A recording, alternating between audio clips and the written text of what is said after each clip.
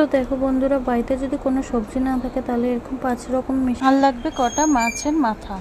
তো দেখো কড়াইয়ে তেল দিয়ে ভালো করে তেলটা গরম করে প্রথমে পেঁয়াজ সম্বারা দিয়ে তারপরে হচ্ছে আস্তে আস্তে আমরা সবজিটাকে ছেড়ে দেব। সেই সবজিটা লাল লাল হবে, ভালো করে ভাজতে হবে। দেখো আমি সম্পূর্ণ আমি না, আমার মা করছে রান্নাটা, তো সেই রেসিপিটা তোমাদের সামনে তুলে ধরলাম। যদি রেসিপিটা তোমাদের ভালো লেগে থাকে তাহলে অবশ্যই লাইক কমেন্ট শেয়ার করবে এবং তোমরা একদিন বাড়িতে ট্রাই করে দেখবে কেমন লাগলো রেসিপিটা।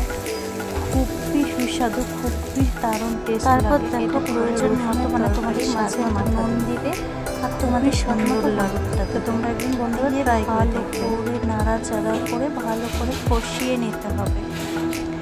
কষিয়ে নেওয়ার পর ভালো করে আগে হলুদ ভালো করে নাড়িয়ে যাচ্ছে কষিয়ে নিতে হবে। সুন্দর কষিয়ে নেওয়ার পর এবার তার মাছের যে মাথাটা আছে, মাথাটা যে আমি এই যে ভাজা করে রেখেছি মাছের মাথাটা এই যে আমি দিয়ে দিলাম। একদম ভেঙে ভেঙে দিতে হবে, ভেঙে ভেঙে দিয়ে ভালো করে নাড়াতে হবে।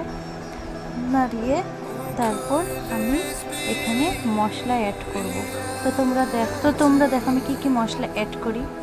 এখানে আছে এই যে ভালো করে আমি একটু নাড়িয়ে চেড়ে নিলাম। এবার দেখো আমি হচ্ছে এই যে মশলা করা আছে মিক্সিতে, মশলাটা আমি এখন ঢেলবো। এখানে আছে রসুন, অল্প একটু রসুন, অল্প একটু পেঁয়াজ আর অল্প একটু লঙ্কা, যে যেরকম ঝাল খাবে সেরকম প্রয়োজন মতো লঙ্কা দিতে হবে। ঠিক আছে, ভালো করে পেস্ট করে এই যে এরকম কষানো হয়ে যাবে, ভালো করে কষানো যাবে। তারপর মশলাটা ঢেলে ভালো করে নাড়িয়ে চাড়িয়ে এবার একটু ঢেকে দিতে হবে। দেখো ঢেকে দেওয়ার পর দেখো ঢাকনাটা উঠিয়েছি। তো দেখো তেল পুরো কিন্তু ছেড়ে দিচ্ছে। এই যে তরকারিটা প্রায়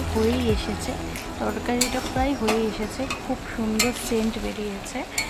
তো দেখো এই যে ভালো করে নাড়িয়ে চাড়িয়ে এবার নামিয়ে দিতে হবে।